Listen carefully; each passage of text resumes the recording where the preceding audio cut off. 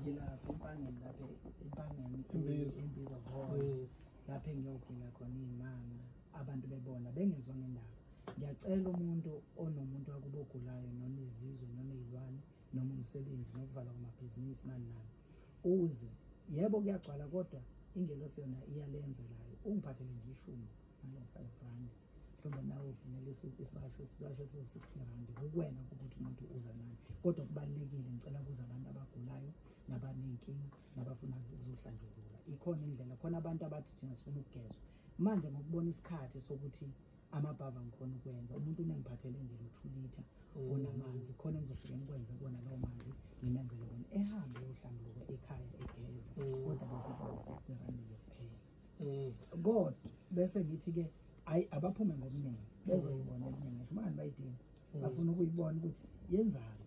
abaphume nje ngobuningi bese kuthi ngomhla ka28 napolisa emphazini ngilapha eBhenville eSport Complex kunenkonzo lapho khona iyokuvala unyaka ngqi lapho khona engiyobe ngithuthele emphazimo kuyobe ngicishe kodwa nezulu ngoba 28 bani 28 December okay ilapha eSport Complex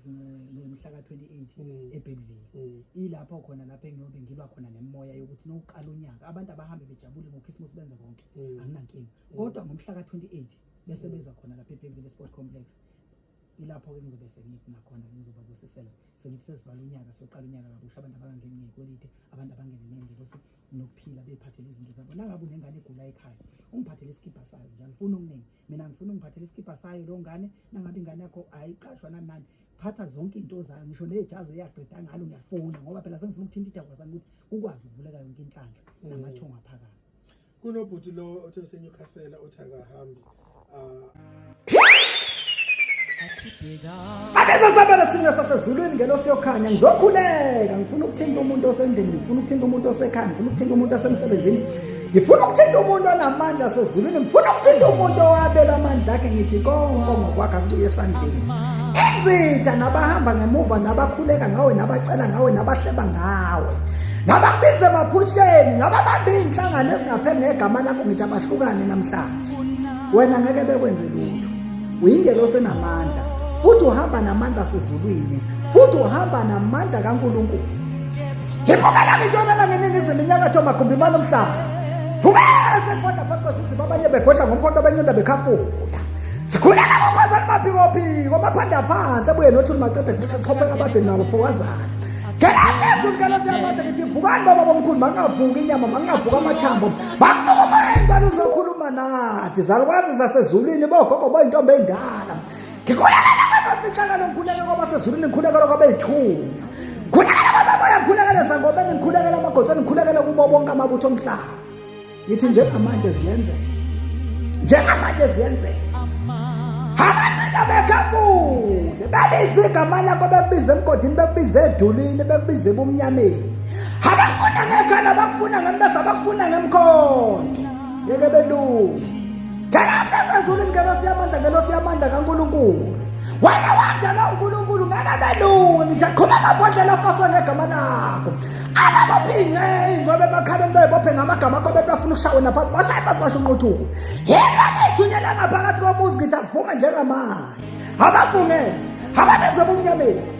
ababezwe ngamagama ababezwe ebukweni ngithi njengamanje ziyenzeka ubese kodwa phakathi babanye bekodwa ngompondo bencinda bekhafula ngikhuleka nini nabo kubizwa sabela ngikhuleka kini nasithunya seqiniso akuzamaza amanzi akuzamaza izulu akuzamaza amandla asezulwini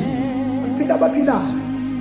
anceda bayakhafula abize ebumnyameni babize igama lakho bathi bashaya phansi ngithi bashaya phansi basho unquthuko ibhubese photha phansi kwesizwe babanye bephotha ngompondo bencinda bekhafula abafunga impumalanga intshonalanga iningizimu inyakatho magumbi imali umhlaba umuntu olanda ngaphandle mawukhulume njengamanje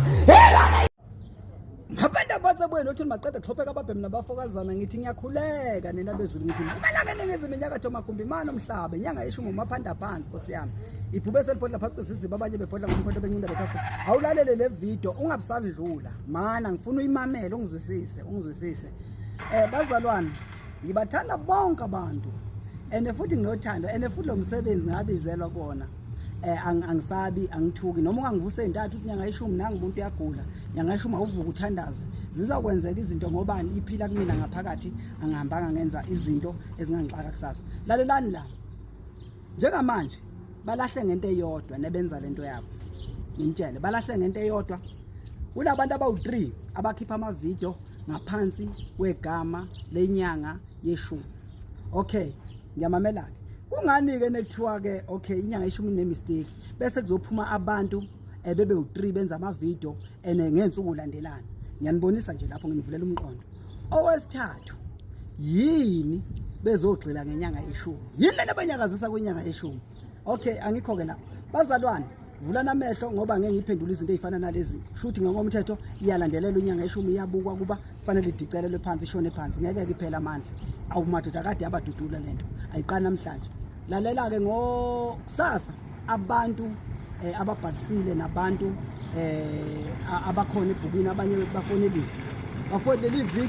iviki engizosebenza ngalo kakhulu ngizobe ngena ngo7 ekseni ukuhlola abantu ngize ngiphume ngo6 ntambama noma ngo8 abantu abaphume ngobuningi siqikelele ukuthi kushaw December abantu mhlawumbe abawu400 to 300 noma abawu500 ngibaphushile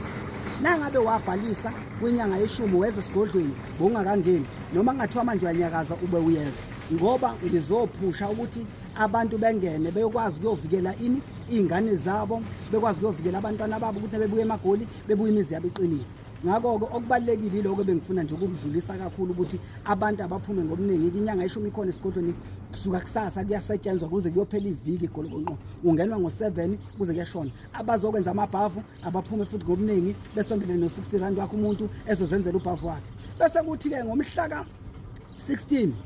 ngishilo ngathi ngizoba semnambithi ngizonilathela idate konke sekuphelele ukuthi ngikuphi nomnambithi ezakhene ehholo nakhona bese kuthi ngomhla ka28 December nginenkonzo enkulu umhlabuhlangene lapho engizohlanganisa khona abantu esizothi 2025 siyakubiza lo nyaka sidiliza imithwalo bese kuthi ngoJanuary kunenkonzo futhi ezoba khona futhi emanzini lapho khona sesiyobusiswa khona sesithi sicela inhlambuluko sicela ukugezela ukuthi abantu beqale kahle